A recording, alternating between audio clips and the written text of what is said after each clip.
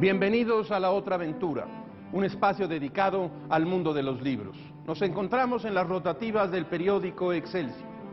Jorge Edwards, el escritor chileno, afirma que el periodismo tiende una frontera cercana al arte, pues es una de las formas de la expresión literaria estrechamente ligada al espíritu crítico y a la consagración de las libertades individuales.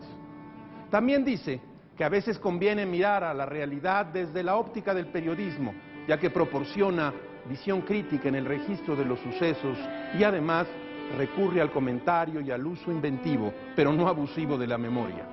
Hoy hablaremos aquí de la crónica y el periodismo como vertientes centrales de la literatura.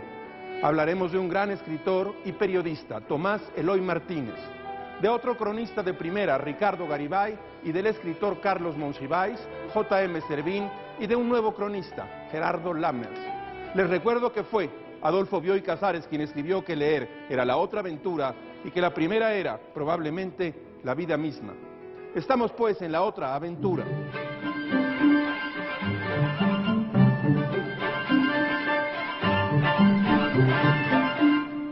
A la avidez de conocimiento del lector no se le sacia con el escándalo, sino con la investigación honesta. No se le aplaca con golpes de efecto, sino con la narración de cada hecho en su contexto. Volvamos a este asunto, prensa y literatura. En un ensayo magnífico, Periodismo y Narración, el escritor Tomás Eloy Martínez escribió que de todas las vocaciones, el periodismo es aquella en la que hay menos lugar para las verdades absolutas. La llama sagrada del periodismo, dice Tomás Eloy Martínez, es la duda, la verificación de los datos. Allí, donde los documentos parecen instalar una certeza, el periodismo instala siempre una pregunta. Antes, los periodistas de alma soñaban con escribir aunque fuera una sola novela en la vida. Ahora, los novelistas de alma sueñan con escribir un reportaje o una crónica tan inolvidables como una bella novela. El problema está en que los novelistas lo hacen y los periodistas se quedan con las ganas. Habría que incitarlos, por lo tanto, a que conjuren esa frustración en las páginas de sus propios periódicos, contando las historias de la vida real con asombro y plena entrega, con la obsesión por el dato justo y la paciencia de investigadores que caracteriza a los mejores novelistas. Este género que cuenta las historias reales de la vida, que retrata un lugar, recoge los rasgos de una atmósfera y transmite la emoción de un hecho, se ha llamado entre nosotros crónica. La tradición de esa pieza periodística y literaria es muy poderosa en México y en América Latina, e intenta presentar, con el mejor lenguaje posible, una fotografía diaria de las cosas del mundo. Maestros del idioma castellano como José Martí, Manuel Gutiérrez Nájera y Rubén Darío se lanzaron a esa tarea. En México, Gutiérrez Nájera, nuestra prosa periodística más moderna, viene de ahí. Escribir sin descanso durante 25 años en 40 periódicos. Esa fue la hazaña de Manuel Gutiérrez Nájera. Entre las muchas novedades que trajo la prosa nájeriana, hay una esencial, la invención del espacio público porfiriano. Las crónicas de Gutiérrez Nájera se consagraron a la construcción de ese espacio que se llamó vida social y que encerró en su aspiración de modernidad francesa, yanqui o española, a la Ciudad de México. Gran parte de la sensibilidad porfiriana quedó grabada en el fresco narrativo de la obra de Manuel Gutiérrez Nájera. Esa fue la fibra oculta de sus crónicas, el hechizo con que captó a un público en el acto de reconocerse a sí mismo. Por cierto, el libro de Tomás Eloy Martínez, en el que puede leerse su ensayo sobre el periodismo y la literatura, es una antología de su obra. Se llama La Otra Realidad y fue publicado por el Fondo de Cultura Económica. Yo digo que este libro debería ser texto obligatorio en todas las redacciones de los periódicos.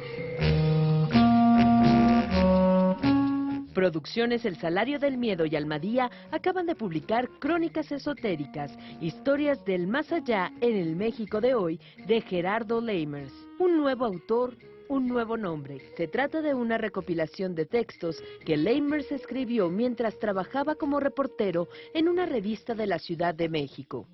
Los textos resultan atractivos porque a través de una propuesta temática y narrativa inusual captan la realidad cotidiana. Leymers ofrece temas poco o nada explotados en periódicos y revistas, pero además con su estilo irónico y obsesivo retrata lo que subyace más allá de las apariencias inmediatas. Pongamos algunos ejemplos. En 4 historias extraterrestres, Leymers publica un anuncio en el periódico solicitando testimonios de gente que haya tenido encuentros con gente de otro planeta.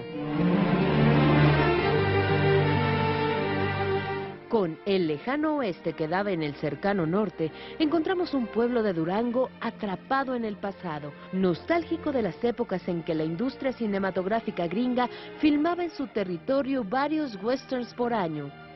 Ahora las ruinas de los sets parecen retratar la obsesión de esta gente por un pasado que ya no regresará. En El DF en bicicleta, Leymers acompaña a un mensajero en sus viajes temerarios en bicicleta por una ciudad que no respeta las normas de tránsito. La utopía de un trabajo sobre 2 ruedas se ve amenazada en cada esquina. El autor visita el mercado de mariscos de La Viga, un tianguis de proporciones gigantescas en Santa Cruz, Mellehualco, la presa de riego Valsequillo que genera malformaciones y enfermedades a los que viven a sus alrededores, se adentra en un juicio demencial en el que un gringo pretende hacerse con los derechos de exhibición del cine de oro mexicano. En este libro, usted no se enterará de las últimas noticias, simplemente tendrá un panorama más amplio de la realidad siempre presente y aparentemente pasiva que nos rodea. La editorial Joaquín Mortiz ha publicado toda la obra de Jorge Ibargüengoitia. Los artículos de periodismo, editados por Guillermo Sheridan, ocupan varios tomos. Entre estos se encuentra el libro titulado Ideas en venta. En este libro se reúnen más de 100 artículos que Ibargüengoitia publicó de 1968 a 1976, precisamente en el periódico Excelsior. El autor se dedica entonces a examinar y retratar lo que le rodea, aquello de lo que no se ocupan los filósofos o los historiadores, quizá porque no les parece trascendente. En estos retratos, Ibargüengoitia logró encontrar el sarcasmo y la ironía crítica para darles un toque de asunto urgente y cotidiano, a través de temas como la corrupción, el hombre en la luna, los viajes, el cine, la búsqueda de una palabra en el diccionario, el caos vial. Ibargüengoitia logra con el humorismo lo que decía Alberto Cantoni: el humorismo revela el lado serio de las cosas tontas y el lado tonto de las cosas serias. Ibargüengoitia decía: quien creyó que todo lo que dije fue en serio es un cándido, y quien creyó que todo fue una broma es un imbécil. Ideas en venta, de Jorge Ibargüengoitia, aún se consigue en cualquier librería.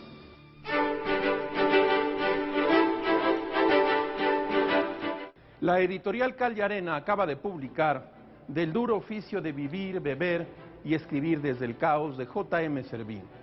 Se trata de un conjunto de crónicas y ensayos sobre algunos escritores y músicos considerados malditos, que han vivido al margen de la sociedad y de los principios que ésta establece, pero cuya obra literaria o musical ha traspasado la marginación y cuya calidad artística les ha valido un lugar importante en la historia de la cultura.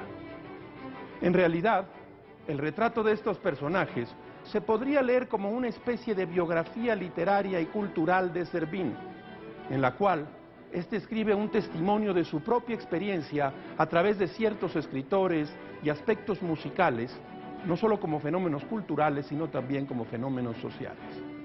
Eisler Slim, uno de los autores que forman parte de este libro, fue un proxeneta nacido en 1918 en Chicago.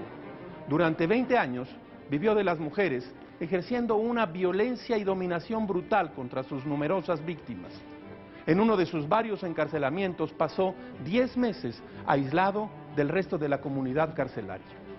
En 1969 publicó su primera novela autobiográfica, Pimp, que de inmediato se convirtió en un gran éxito comercial.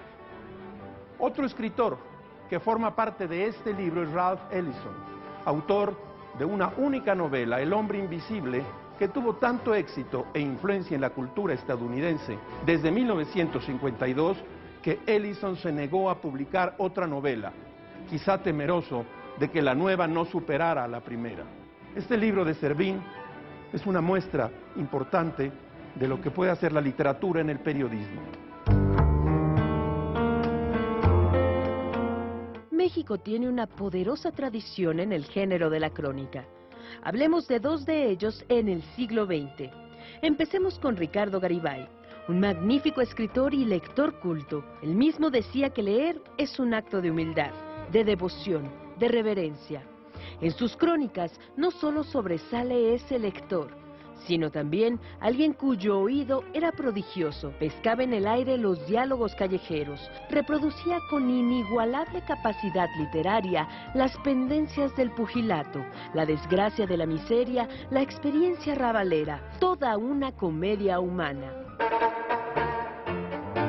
En una de sus crónicas memorables, Las glorias del Gran Púas, Garibay retrata con enorme precisión a Rubén Olivares, una leyenda del boxeo mexicano por sus múltiples triunfos y por su personalidad completamente ligada a la identidad del pueblo mexicano. Cuando uno lee esta crónica, parece que está escuchando al Gran Púas y los personajes que lo rodeaban. Busque sus crónicas en las obras reunidas de Ricardo Garibay, publicadas por Océano y el Fondo Estatal para la Cultura y las Artes de Hidalgo. Otro gran cronista es por supuesto Carlos Monsiváis, de quien Editorial Trilce acaba de publicar Aproximaciones y Reintegros, una antología de la columna que Monsiváis sostuvo durante mucho tiempo en el suplemento La Cultura en México, que dirigió durante 10 años y en cuyas páginas publicó a autores centrales de la crónica mexicana. El tema de la crónica y el periodismo se han convertido en un tema obligado y en cierto sentido inabarcable.